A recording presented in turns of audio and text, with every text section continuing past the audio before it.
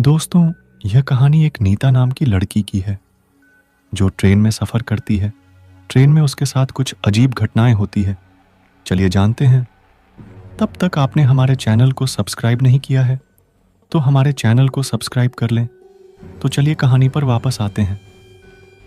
नीता अपने कॉलेज की परीक्षा होने के बाद अपने गांव जाना चाहती थी, लेकिन उसके गांव जाने के लिए केवल एक ही ट्रेन थी। इसलिए उसने 2 महीने पहले ही टिकट के लिए आवेदन दे दिया था, लेकिन उसके टिकट का स्टेटस अभी तक वेटिंग लिस्ट ही था।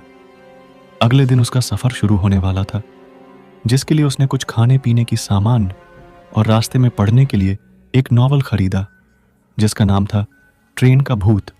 दरअसल नीता को भूतिया कहानी पढ़ने में बड़ी दिलचस्पी थी। वह अक्सर इसी तरह की बातें किया करती थी, इसलिए ज़्यादातर विद्यार्थी नीता से बात करना पसंद नहीं करते थे। नीता को भी अकेले रहना पसंद था, इसलिए किसी के बात करने न करने से उसे कोई खास फर्क नहीं पड़ता था। दूसरे दिन नीता रेलवे स्टेशन पहुंच जाती है, लेकिन अभी तक उसकी वेटिंग लिस्ट क्लियर नहीं हुई होती है। नीता सीट न मिलने से परेशान होती है। वह सीट के इंतजाम के लिए टिकट चेकर की तलाश कर रही होती है। काफी देर इंतजार करने के बाद जब कोई नहीं आता तो नीता किसी की भी सीट में बैठ जाती है और अपना नॉवल निकालकर पढ़ने लगती है। ट्रेन में यात्रियों का आवागमन चलता रहता है, लेकिन नीता भूतिया किताब में पूरी तरीके से खो चुकी होती है। किताब पढ़ते पढ़ते नीता को 2 घंटे गुजर जाते हैं। तभी ट्रेन में टिकट चेकर आता है और वह नीता से उसकी टिकट मांगता है। नीता अपनी टिकट दे देती है, लेकिन नीता का टिकट वेटिंग लिस्ट होता है। यह देखकर टिकट चेकर नीता से कहता है, क्या तुम सारी रात ऐसे ही बैठे बैठे सफ़र करोगे? तभी नीता कहती है, नहीं सर, 23 नंबर का बर्थ खाली होने वाला है और सुबह तक उसमें कोई नहीं आएगा। मैं उसी बर्थ में ही सो जाऊंगी। नीता की बात सुनकर टिकट चेकर को ताज्जुब होता है, क्योंकि यह जानकारी तो गुप्त है। फिर नीता को यह बात कैसे पता चली कि वह सीट खाली होने वाली है?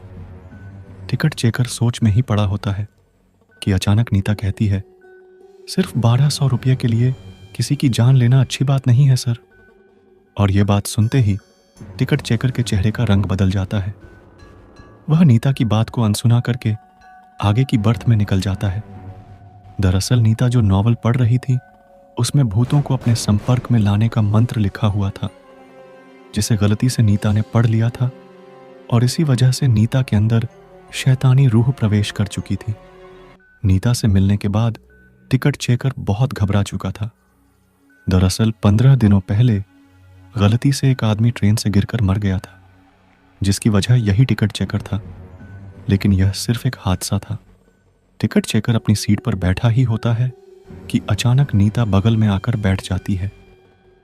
नीता का चेहरा पहले से कुछ डरावना लग रहा था। उसके बाल बिखरे हुए थे और आंखों में काजल फैल चुका था। नीता देखने में ऐसी लग रही थी मानो कोई डरावनी चुड़ैल हो। नीता को देखते ही दहशत की वजह से टिकट चेकर बेहोश हो जाता है। कुछ देर बाद जैसे ही टिकट चेकर को होश आता है तो वह रस्सी के सहारे बाहर लटका हुआ जोर से चीख रहा होता है। उसकी आवाज सुनकर रेल के सभी यात्री इकट्ठा हो जाते हैं, लेकिन नीता के डरावने चेहरे की वजह से किसी की हिम्मत उसे बचाने की नहीं होती। यात्रियों के बीच में एक भिक्षु भी यात्रा कर रहे होते हैं।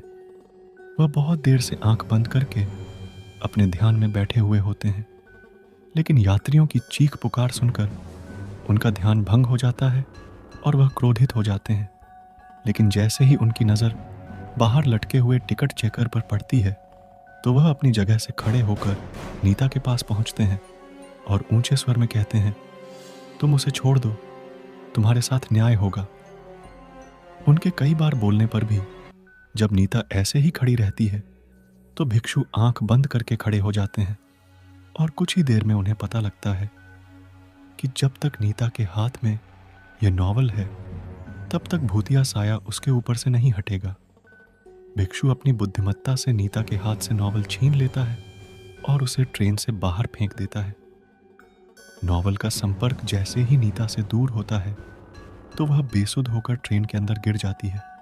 लेकिन इसी बीच टिकट चेकर, जो कि ट्रेन की खिड़की से लटका हुआ था, वह नीचे गिर जाता है।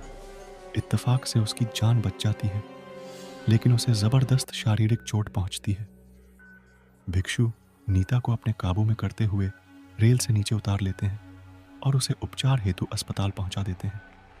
रेल पुलिस की टीम टिकट चेकर को मौके पर जाकर इलाज मुहैया करवाती है। अब वह भूतिया नॉवल इंतजार कर रहा है अपने अगले शिकार का। दोस्तों, आपको यह कहानी कैसी लगी हमें कमेंट करके ज़रूर बताएं, और ऐसी ही डरावनी कहानी सुनने के लिए हमारे चैनल को सब्सक्राइब ज़रूर कर लें। धन्यवाद।